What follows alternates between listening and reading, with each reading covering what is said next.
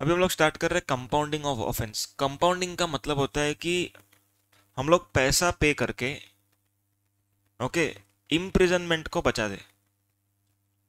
Prosecution से हम लोग राहत पाएंगे, मतलब प्रोसिक्यूशन से अंडरगो करना नहीं पड़ेगा पैसा दे के। ओके, ये लीगल है। ओके, ऐसा मत समझो कि ब्राइब दिया, ये ब्राइब नहीं है। ओके, ये एज पर लॉ है। देखो, अगर समझो मैंने ऐसा कुछ ऑफेंस किया जिसमें मेरे को 5 साल का सजा हो रहा है या 2 साल 3 साल का सजा हो रहा है, तो मैं क्या सोचूंगा कि मैं तो सुधर गया, गलती करके सुधर गया। अभी 3 साल मेरे को क्या, मेरा तो टाइम वेस्ट हो रहा है 3 साल। तो यहाँ पर क्या कर सकते हैं हम लोग, कंपाउंडिंग का अमाउंट पे करेंगे एंड जेल वगैरह से छुटकारा पाएंगे। मतलब आपको जेल में जाने का जरूरत नहीं। ओके, चक्की पीसने का जरूरत नहीं। ओके, ऐसे ही बोलते हैं जेल में चक्की पीसना पड़ेगा। ओके, तो जेल में चक्की पीसने का जरूरत नहीं है, समझ में आया। पर कब जरूरत नहीं है, जब कंपाउंडिंग आपको अलाउ होगा। कंपाउंडिंग अलाउ होना मतलब कि आपको एक अमाउंट पे करना पड़ेगा। वो अमाउंट वो अमाउंट पे करने के बाद आपको जेल नहीं होएगा। ऐसा तो पैसे वाले लोग तो यही करेंगे फिर। पैसे वाले लोग तो यही करेंगे ना। ओके, फ्रॉड करेंगे, पकड़े गए तो पेनल्टी भरेंगे, कंपाउंडिंग भरेंगे, जेल से गायब। पर ऐसा नहीं है। यहाँ पर बोला है कि सब्सीक्वेंट ऑफेंस के लिए कंपाउंडिंग नहीं मिलेगा। आगे पढ़ने वाले हम लोग। ओके, फर्स्ट टाइम अगर किया आपने तो आप लोग को पैसा दे के जाने देंगे, लेकिन अगर सेकंड टाइम करेंगे तो पैसा दे के भी जा नहीं सकते, अभी आपको सजा होके रहेगा। आ रहा है समझ में? क्लियर है क्या? पढ़ते हैं। Compounding of offence means payment of sum of money in monetary terms instead of going undergoing prosecution. मतलब कि आपको पूरा जेल वगैरह इम्प्रिजनमेंट 3 साल 5 साल वो सब नहीं होएगा। Okay, application for compounding of an offence can be either before or after institution of prosecution proceedings. मतलब कि अगर आपके अगेंस्ट ऑर्डर आ गया कि जेल में जाना है, उसके बाद भी कंपाउंडिंग कर सकते हैं। अगर आपको पहले मालूम पड़ गया कि कंपाउंड मतलब हम लोग जेल में जाने वाले हैं, इतना बड़ा ऑफेंस हो गया है, ओके, तो भी हम लोग कर सकते हैं कंपाउंडिंग। प्रोसीजर क्या प्रोसेस है देखो। A person who wants to do compounding shall make application. Okay, अगर मेरे को समझो ऐसा चाहिए कि ऐसा दे करके सजा कम करना है, सजा को मुक्त करना है, ओके, तो क्या कर सकते हैं हम लोग, application. On receipt of application from the applicant the commissioner shall call for a report from concerned officer.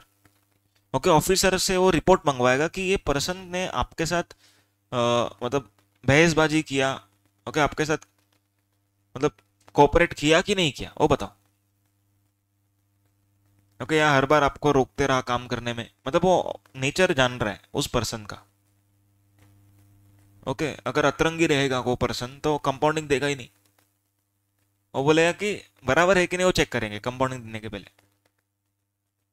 तो यहां पर बोलता है if it is found that applicant has cooperated in the proceedings then he may accept application. Then he may मतलब हाँ, compulsion नहीं है कि पैसा देगा तो प्रोसिक्यूशन से मुक्ति करेगा। ओके, उसको रिजेक्ट करना तो कर सकता हो। He may accept the application and allow compounding. Clear? The commissioner may by order allow the application. Okay, वापस से मे आया, मतलब कि अगर चाहे तो वो लोग कंपाउंडिंग को दे सकते हैं, अदरवाइज रिजेक्ट कर देंगे। मे allow the application indicating compounding amount. Okay, कितना अमाउंट पे करना है ये बताया जाएगा, ऑफिसर बताएगा, कमिश्नर बताएगा। इतना अमाउंट पे करो, हम आपका जेल का जो सजा है उसको छोड़ देंगे। And grant him immunity from prosecution. Okay, prosecution से इम्यूनिटी मिलेगा और reject the application. Okay, within कितना days, 90 within 90 days from receipt of application. Okay, 90 days के अंदर क्या कर सकता है वो, एक्सेप्ट कर सकता है या तो रिजेक्ट कर सकता है। अभी अवेलेबिलिटी ऑफ कंपाउंडिंग पढ़ते, कौन से केस में कंपाउंडिंग मिलेगा नहीं मिलेगा। अभी एक साइड पे सेक्शन नंबर 132 1 ओपन रखना है।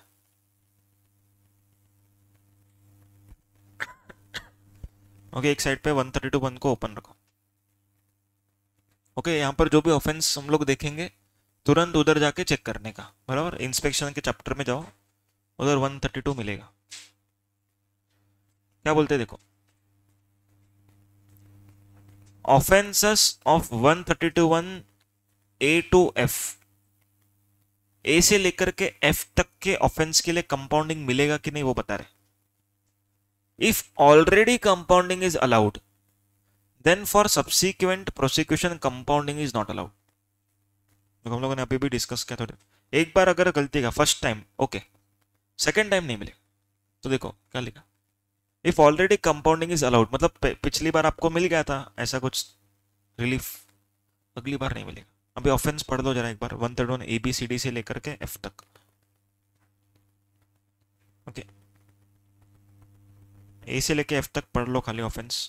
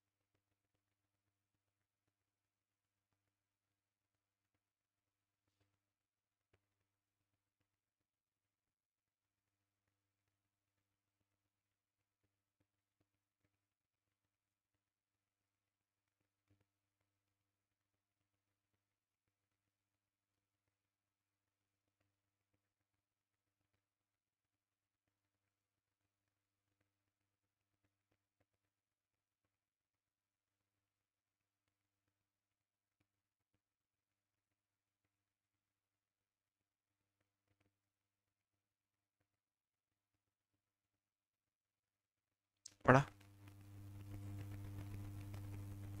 ठीक है।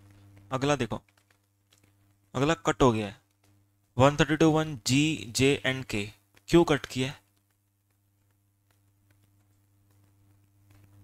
हाँ, मतलब वो ऑफेंसेस कट हो चुका है, इसीलिए कंपाउंडिंग कट हो चुका है। आ रहा है समझ में? पहले उधर था इसीलिए यहाँ पर भी था, अभी वहां से हट चुका तो कंपाउंडिंग भी हट जाएगा, मतलब ऑफेंस ही नहीं है वो। उसके बाद any offence except 132(1) A to F, मतलब ए से एफ तक को छोड़ के कोई ऑफेंस रहेगा, ओके, तो वो कंपाउंडिंग मिलेगा। ओके, यहाँ पर ऐसा कुछ लिखा नहीं, देखो यहाँ पर पहले लिखा हुआ था ये सब, ओके, वो सब हट चुका है, मतलब कंपाउंडिंग अलाउ हो रहा है। ओके, उसके बाद 132(1) L, 132(1) L कौन सा था बोलो जाए, बोलो। 132(1) L, हाँ, L बड़ा क्या है? हाँ, हेल्प करना। ओके, जो ऊपर का ऑफेंस है वो अटेम्प्ट करना या तो हेल्प करना। ओके, अगर हेल्प किया इन रिस्पेक्ट ऑफ 132(1) A से लेकर के F तक तो कंपाउंडिंग नॉट अलाउड। ओके, अगर हेल्प करें हम लोग, कंपाउंडिंग नॉट अलाउड। क्यों नॉट अलाउड? क्यों नॉट अलाउड? क्या ऑफेंस है वो पढ़ो पहले उधर। ऑफेंस क्या है? एल के लिए ऑफेंस क्या है? ऑफेंस का प्रोसिक्यूशन, वो प्रोसिक्यूशन, हाँ हाँ, प्रोसिक्यूशन क्या है, मतलब कि क्या उसका पेनल्टी वगैरह है? इम्प्रिजनमेंट ऑफ 3 years, हाँ, minimum 6 months up to 3 years।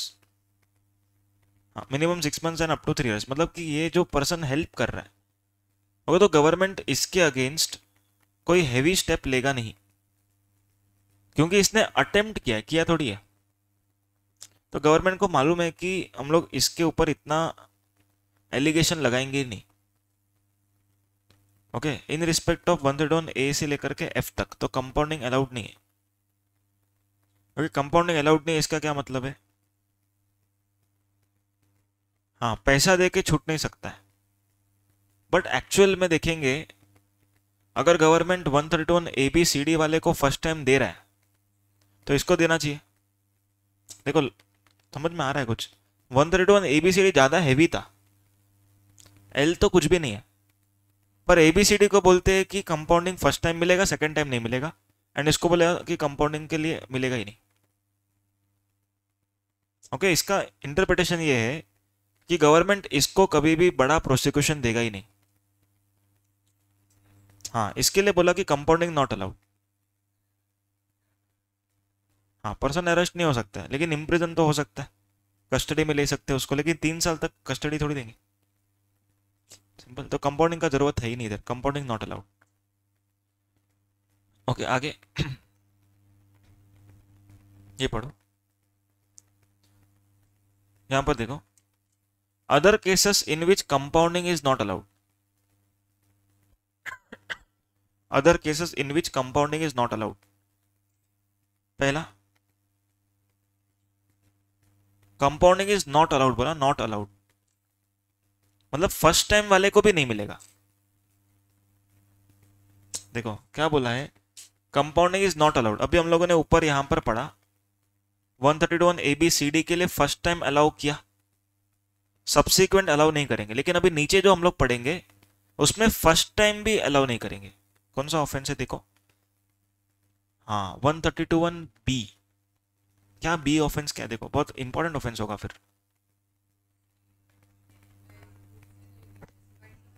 हाँ, फेक इनवॉइस।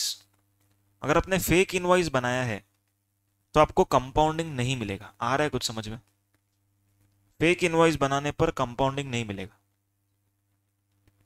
नहीं, ऊपर वाला जो था, ऊपर वाले में सब्सिक्वेंट के लिए लिखा है, सब्सिक्वेंट के लिए compounding not allowed. First time का तो ऊपर पढ़ा ही नहीं था। देखो यहां पर क्या लिखा, क्या क्या, हाँ ऑलरेडी कंपाउंडिंग मतलब उसमें बी नहीं होगा, ये अमेंडमेंट है एक्चुअली में। ओके, ऑलरेडी कंपाउंड मतलब यहां पर किसको रेफर कर रहे हैं हम लोग? 132(1)A, C और D, E एंड F को रेफर कर, B को रेफर नहीं कर रहे। क्यों नहीं कर रहे? क्योंकि B को कंपाउंडिंग अलाउ ही नहीं है ना। तो A, C, D, E, F, okay, ये जो ऑफेंसेस है इसमें पहले कंपाउंडिंग अगर हुआ रहेगा तो अगली बार नहीं मिलेगा, लेकिन बी में तो कंपाउंडिंग मिलने वाला ही नहीं है। समझ में आ रहा है कुछ? आगे, a person who has been convicted for an offence, okay, under this act by court. अगर कोर्ट ने आपको सजा सुनाया तो GST ऑफिसर कौन होता है? पैसा लेके छुड़ाने वाला। समझ में आ पॉइंट? मतलब कि अगर कोर्ट ने आपको बोल दिया कि आपको जेल जाना पड़ेगा तो ऑफिसर ऐसा नहीं बोल सकता है कि ये लो कंपाउंडिंग जाओ, पैसा मेरे को दे दो। समझ में? कोर्ट ने बोल दिया तो फिर ऑफिसर के से तो ऊपर ही है ना कोर्ट। अगला, any class of person as may be notified, ठीक है। Any other points, any compounding allowed under provisions of this section shall not affect the proceedings if instituted under any other law। मतलब कि अगर समझो आपने FEMA में भी चोरी किया एंड GST में भी चोरी किया, GST में कंपाउंडिंग मिला, इसका मतलब ये नहीं कि फेमा में भी मिल गया, उधर तो आप वैसे ही रहोगे। आया पॉइंट समझ में? मतलब फेमा के लिए आपको कंपाउंडिंग नहीं दिया, ये किसके लिए कंपाउंडिंग दिया? GST के ऑफेंस के लिए कंपाउंडिंग मिला है। क्लियर है क्या? अगला, compounding shall be allowed only after making payment of tax, interest, penalty. देखो आपने टैक्स भर दिया, इंटरेस्ट भर दिया, पेनल्टी भर दिया, तो ही कंपाउंडिंग मिलेगा। तो हम कंपाउंडिंग के लिए जा ही क्यों रहे जब सब कुछ तो पे कर रहे हैं? ओके, जेल नहीं होना चाहिए। आ रहा है क्या समझ में? जेल के लिए हम लोग जा रहे हैं। देखो इससे मालूम पड़ रहा है अपने को कि जेल का जो सजा है अपना 3 साल 5 साल सजा, वो सजा आपको नहीं होगा, पर इसका मतलब ये नहीं कि टैक्स इंटरेस्ट पेनल्टी से बच जाओगे, वो तो भरना ही पड़ेगा। ओके, तो टैक्स इंटरेस्ट पेनल्टी भरने के बाद आपको कंपाउंडिंग मिलेगा, तो सजा नहीं होएगा। समझ में आया क्या? इसीलिए 132(1) का जो ऑफेंस दिया ना उधर, उसमें फाइन प्लस लिखा है, फाइन प्लस इम्प्रिजनमेंट। देखो फाइन और इम्प्रिजनमेंट नहीं बोला है, फाइन प्लस बोला है। एंड फाइन तो भरना पड़ेगा, टैक्स तो भरना ही होता है, इंटरेस्ट भी भरना होता है, एंड इम्प्रिजनमेंट भी होएगा। लेकिन इम्प्रिजनमेंट कब नहीं होगा? जब कंपाउंडिंग मिल रहा है आपको। ओके, लिमिट फॉर कंपाउंडिंग, यहां पर देखो, limit for compounding. Limit for compounding मतलब कि ऑफिसर को मिनिमम कितना रुपया लेना चाहिए एंड मैक्सिमम कितना रुपया लेना चाहिए। समझो ऑफिसर को बोला कि आपको चाहिए उतना लो, तो वो सब कैश में लेगा, छोटा सा अमाउंट, ओके, एंड उसको छोड़ देगा। एंड आफ्टर द प्रोसीडिंग्स वो बाहर कुछ एक्स्ट्रा अमाउंट लेता होगा, क्या पता। तो यहां पर क्या बोला है? मिनिमम ऑफिसर ने कुछ अमाउंट लेना है और मैक्सिमम कुछ लेना है। क्योंकि मिनिमम इतना तो लेना ही पड़ेगा और मैक्सिमम इससे ज्यादा नहीं ले सकते। क्या बोलते देखो, minimum 25% of tax and maximum 100% of tax. Example, आपने 1,80,000 का चोरी किया टैक्स का, तो मिनिमम कितना ले सकता है? 45,000, 25% ऑफ टैक्स, और मैक्सिमम 1,80,000। मतलब इन दोनों के बीच में कोई एक अमाउंट वो बोल देगा। ओके, इन दोनों के बीच में क्या बोलेगा? कोई एक अमाउंट बोलेगा, उतना हमको पे करना पड़ेगा, और क्या हो सकता है? कंपाउंडिंग हो सकता है। ओके, लेकिन एग्जैक्टली कितना बोलना है वो हम लोग यहां पर पढ़ेंगे। ओके, एग्जैक्ट कितना होना चाहिए, एग्जैक्ट रेंज क्या होगा वो हम लोग नीचे पढ़ेंगे। ओके, ये ओवरऑल रेंज है, ओवरऑल रेंज। ओवरऑल रेंज कितना बोला? 25 से कम नहीं, 100 से ज्यादा नहीं, बीच में कितना वो नीचे दिया है। आगे लिखा है कि अगर कंपाउंडिंग अलाउ किया तो कंपाउंडिंग का फाइन कितने टाइम में पे करना है? 30 days from the order allowing to pay, 30 days के अंदर पे कर देने का। ओके, अभी ध्यान से सुनो, ये देखो यहां पर हम लोग क्या सीख रहे हैं? कंपाउंडिंग का minimum amount and maximum amount depending on the offence. अगर 132(1) ए बाद में डायरेक्टली सी दिया है, बी नहीं दिया, क्यों नहीं दिया बी? हाँ, बी को कंपाउंडिंग अलाउड नहीं है, समझ में आया? तो 131 ए सी डी एंड ई, अगर ये चार है, ओके, अगर ये चार है, अगर आपका ऑफेंस 5 करोड़ से ऊपर है, ओके, अगर आपका ऑफेंस 5 करोड़ से ऊपर है, तो यहां पर कितना हो सकता है? 75%। ओके, मैक्सिमम 75% आपसे ले सकता है टैक्स का as a compounding amount, and minimum कितना लेना पड़ेगा उसको? 50%। Minimum 50 and maximum 75। Okay, minimum 50, maximum 75। And अगर 5 करोड़ से कम रहेगा, 2 करोड़ से ज्यादा रहेगा, मतलब 2 to 5। ओके, तो यहाँ पर 60-40, मतलब मिनिमम 40, मैक्सिमम 60। ओके, तो ये सब बाहर करना पड़ेगा। ओके, अभी इसका कोई इलाज नहीं है, तो ये बाहर ही करना पड़ेगा क्योंकि ये सब आता है एग्जाम में, तो 2-4 बार पढ़ोगे तो याद रहेगा। उसके बाद 132(1) F H and I. Okay, G J K क्यों नहीं है यहाँ पर? कैंसल्ड है। ओके, तो F H I and L, ये एल है अटेम्प्ट टू कमिट वगैरह। ओके, तो इसमें कितना बोलते हैं? 25% ऑफ टैक्स इवेडेड, सब में उतना ही है। ओके, 25% ऑफ टैक्स इवेडेड, इतना आप लोग को कंपाउंडिंग का भरना पड़ेगा। क्लियर है क्या? मिनिमम अमाउंट, समझ में आ गया? ठीक है, ये लास्ट रिमोट इधर नहीं है।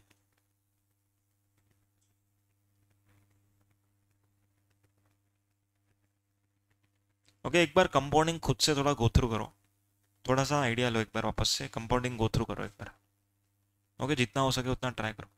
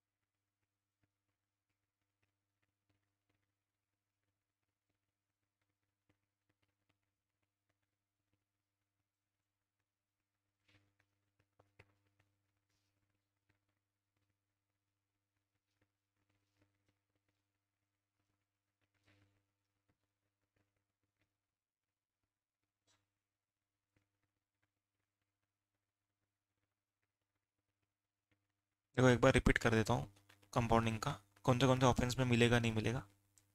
Okay 132(1) A C D E F एक बार अगर कंपाउंडिंग हो चुका रहेगा तो अगली बार नहीं मिलेगा। ओके बी में तो कभी भी नहीं मिलेगा। क्लियर है। 132(1) एल में ओके उसमें कंपाउंडिंग नहीं मिलेगा क्योंकि गवर्नमेंट सोच रहा है कि इसको प्रोसिक्यूशन हम लोग देंगे भी नहीं, वैसे भी तो कंपाउंडिंग का जरूरत ही नहीं। तो ये 2 पॉइंट हमने यहाँ पर पढ़ा। उसके बाद कहाँ पर नहीं मिलेगा, 131 बी में कंपाउंडिंग नहीं मिलेगा, मतलब यहाँ पर प्रोसिक्यूशन में जाना ही पड़ेगा आपको। ओके उसके बाद अगर कोर्ट ने बोला है कि कंपाउंड इसको सजा दो, तो हम कौन होते हैं कंपाउंडिंग देने वाले। Okay and other class of person. ठीक है।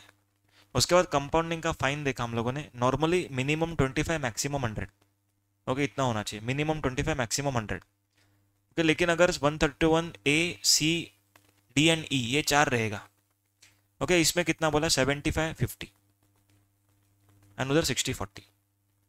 ओके 75 50 किधर बोला, 5 करोड़ से ज़्यादा का ऑफेंस रहेगा तो, एंड 2 से 5 रहेगा तो 60 40, मतलब मिनिमम 40 मैक्सिमम 60। क्लियर है क्या। एंड अदर ऑफेंसेस में 25%। ठीक है अभी हम लोग कुछ क्वेश्चन सॉल्व कर लेते हैं। कहाँ से बाकी था।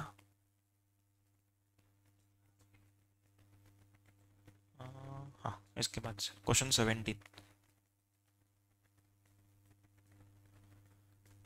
Ganesh Enterprises, a registered supplier, has committed an offense that is compoundable. Okay बोल दिया है compoundable है।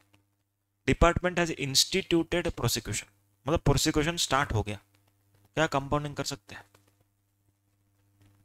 सिखा था स्टार्ट हो गया है प्रोसिक्यूशन, मतलब कि सब ऑर्डर वगैरह निकल चुका है, क्या कंपाउंडिंग अलाउड है अभी भी। यस अलाउड है, हमने पढ़ा था। ओके यहाँ पर देखो ऑन और बिफोर इंस्टीट्यूशन बताया ना, यहाँ पर देखो फर्स्ट वाले में second line, application for compounding on offence can be either before or after institution. देखो before or after institution of proceedings, मतलब अगर हम लोग के ऊपर नोटिस वगैरह आ चुका है ओके कि आप लोग को सजा होने वाला है, तो भी हम लोग कंपाउंडिंग के लिए जा सकते हैं। ओके तो ऐसा जरूरी नहीं कि प्रोसिक्यूशन का प्रोसीडिंग स्टार्ट हो गया तो कंपाउंडिंग नहीं कर सकते, उसके बीच में भी कर सकते। समझो आपने बोला कि मेरे को सजा देना है दे दो, पैसा नहीं है मेरे पास, 6 महीने तक आपको जेल में रखा। ओके बाद में आपने बोला कि यार कंपाउंडिंग कर लेते वही अच्छा था। ओके 6 महीना जेल में रहने के बाद थोड़ा तकलीफ हो रहा है, अभी खाने को बराबर नहीं मिलता है, ओके मच्छर काटते एसी नहीं है, तो एक काम करते हैं अभी हम लोग कंपाउंडिंग कर ही लेते हैं तो भी चलेगा। ओके मतलब प्रोसिक्यूशन स्टार्ट होने के बाद भी बीच में से कंपाउंडिंग कर सकते हैं। Okay next question. Department has initiated a prosecution against taxable person who has evaded GST of 4.2 crores। 4.2 crore का टैक्स इवेजन है। Okay he has approached the commissioner with request for compounding of offence। Considering the request, commissioner has directed him to pay 2.5 crores as compounding amount। कितना percentage लग रहा है ये check करो। देखो 4.2 करोड़ का ऑफेंस है, इसने कितना कंपाउंडिंग के लिए पे करने बोला 2.5 crore. 2.5 crore is how much percentage of 4.2 crore, कितना आया। देखो पहली बात तो 4.2 करोड़ है, assuming this offence is of 132(1) A C D and E. Okay तो कितना होना चाहिए कंपाउंडिंग का मिनिमम एंड मोट 60-40, 2 से 5 के बीच में 60-40। ओके तो यहां पर इसका 60% मैक्सिमम है 2.5 एग्जैक्ट आ रहा है क्या। हाँ 59.5। ओके मिनिमम कितना था 40 था, तो 2.5 चलेगा कि नहीं चलेगा, चलेगा तो हो क्या राइट है। आया पॉइंट समझ में कैसे चेक किया।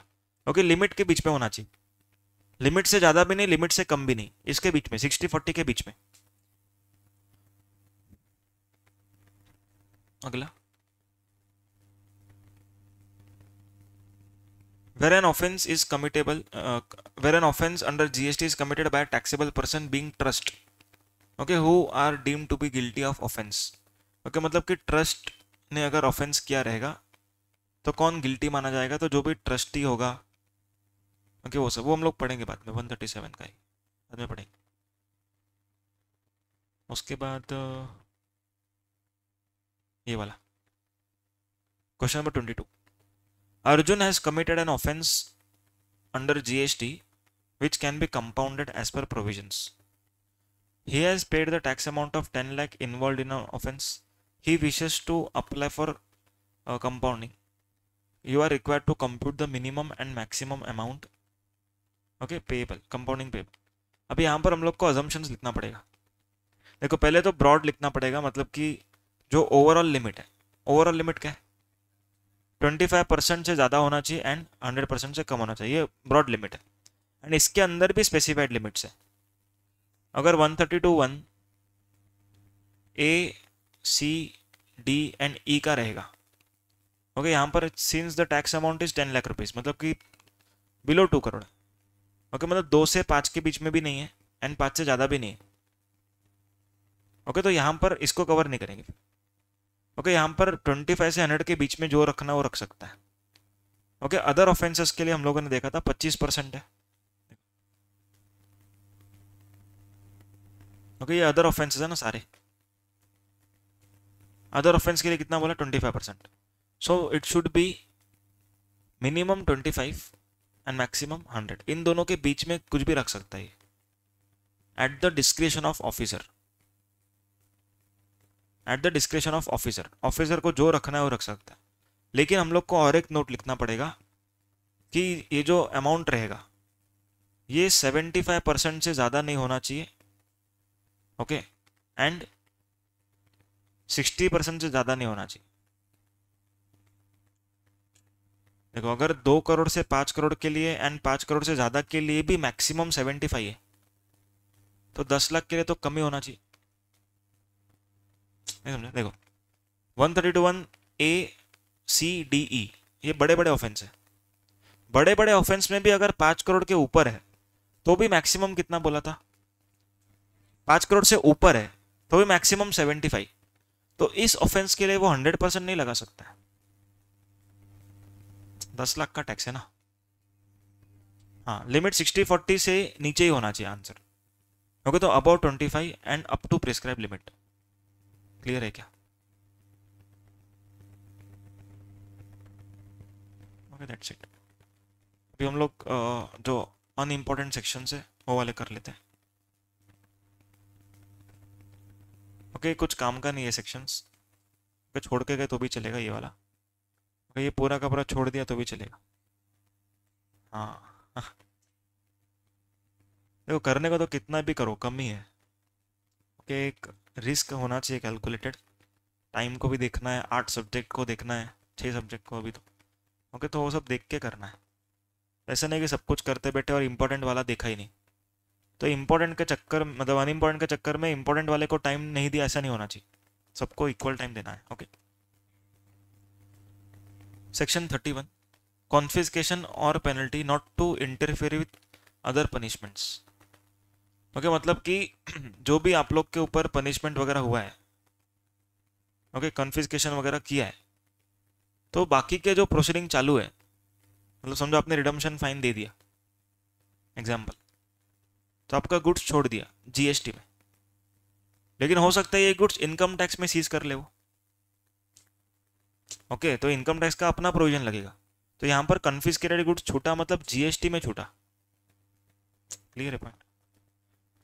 Without prejudice to provisions contained in Code of Criminal Procedure, no confiscation made or penalty imposed or rules made thereunder shall prevent the infliction of any other punishment to which the person affected thereby is liable.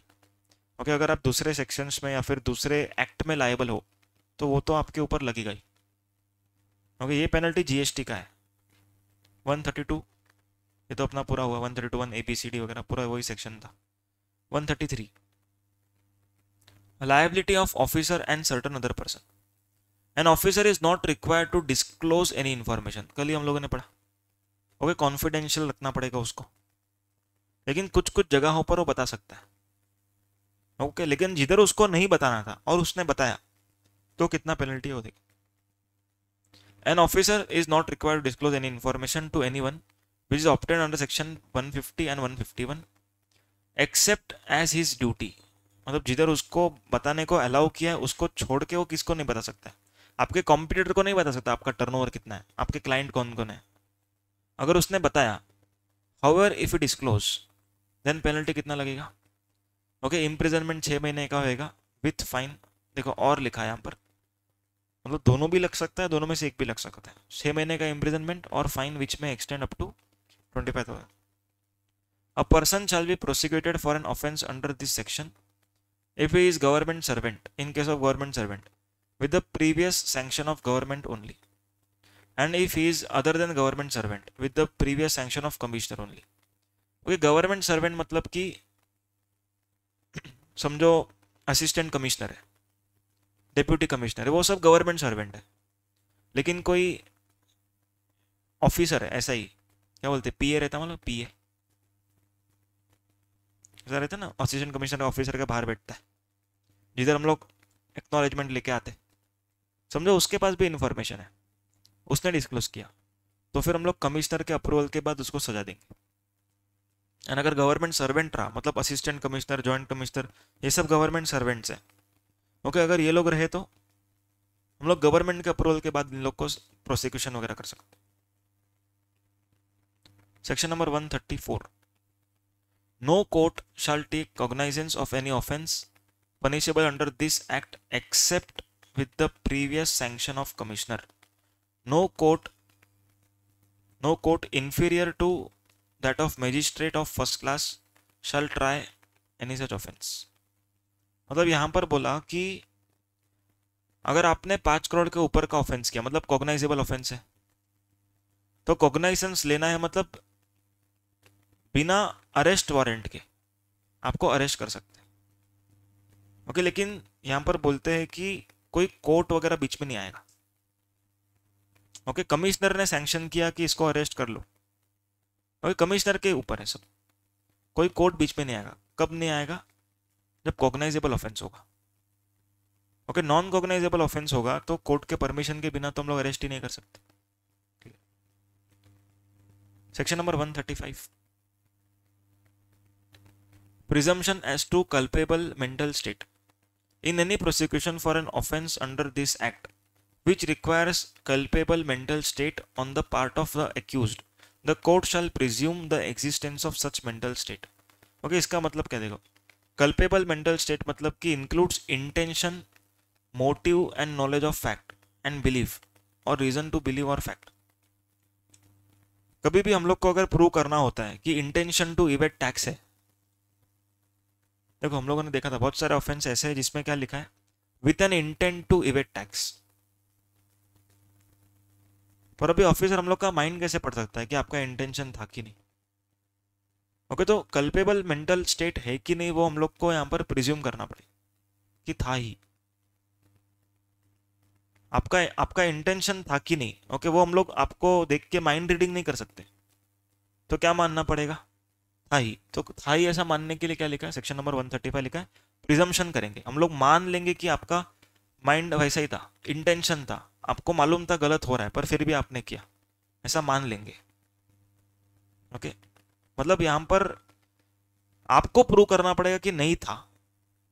अगर आप कुछ जवाब नहीं दे पा रहे हो satisfactory, तो क्या मानेंगे, था। समझ में आगे।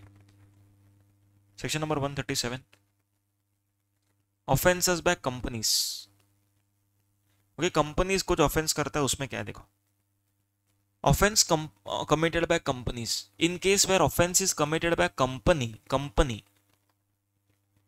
तो यहां पर बोला है कि the person who was in charge of and was responsible to the company for conduct of business as well as the company shall be deemed to be guilty of offence. देखो कंपनी एक artificial person है, मतलब company को jail में नहीं डाल सकते, company को कोई तो चला रहा है, तो डायरेक्टर हो सकता है या तो कोई भी पर्सन इन चार्ज हो सकता है।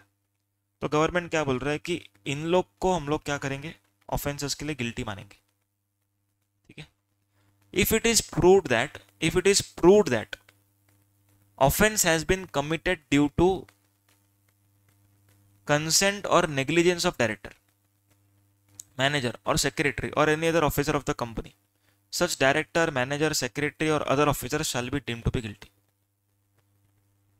एग्जाम्पल, अकाउंटेंट ने पूछा था डायरेक्टर को कि ऐसा हम लोग इनवॉइस बना रहे, गुड्स नहीं भेज रहे, चलेगा क्या? डायरेक्टर ने बोला हाँ चलेगा, बना ले, बना दिया। ओके, बाद में डायरेक्टर को याद आया कि अरे मैंने क्या कर दिया। ओके, तो यहाँ पर क्या हुआ, नेग्लिजेंस हुआ डायरेक्टर का। ओके, उसने ध्यान नहीं दिया चीज़ों पर, अकाउंटेंट पे भरोसा रख के सब चीज़ों में हाँ हाँ हाँ ये बोलते गया।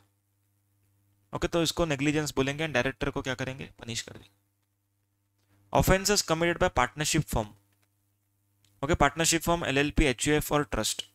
तो ऐसे केस में बोला है कि पार्टनर को सजा देंगे, एचयूएफ रहेगा तो कर्ता को सजा देंगे, ओके, ट्रस्ट रहेगा तो मैनेजिंग ट्रस्टी को सजा देंगे।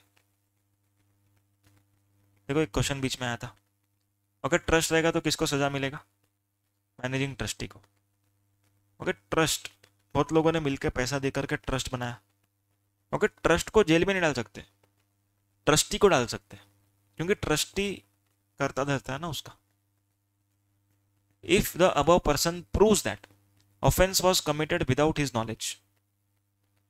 ओके, मतलब ऊपर के जो लोग हैं, डायरेक्टर हो गया या फिर ट्रस्टी विस्टी, सब लोग अगर प्रूव कर डालते कि हम लोग को मालूम ही नहीं था ये सब हो गया, ओके, एंड उन लोगों ने पूरा दिमाग लगाया with all due diligence, okay, then they shall not be liable for punishment. Okay, director ने बोला कि मैं तो गाँव गया था, दूसरा डायरेक्टर होगा, मैं नहीं था तभी, और वो डायरेक्टर को निकाल दिया हम लोगों ने। ओके, तो हम लोग की गलती नहीं है ना उसमें, ऐसा डायरेक्टर बोलता है, तो उसको छोड़ देंगे, पर उसको प्रूव करना पड़ेगा। ओके, टिकट विकेट बता के कि वो सच में गाँव था, सच में कुछ ईमेल कम्युनिकेशन भी नहीं हुआ था, कॉल कम्युनिकेशन भी नहीं हुआ था, तो ऐसा प्रूव करेगा कि मेरे नेग्लिजेंस में ये सब नहीं हुआ है। ओके, मैंने तो काम दिया था 2 महीने के लिए दूसरे डायरेक्टर को। क्लियर है सबको? अपना ये चैप्टर कंप्लीट।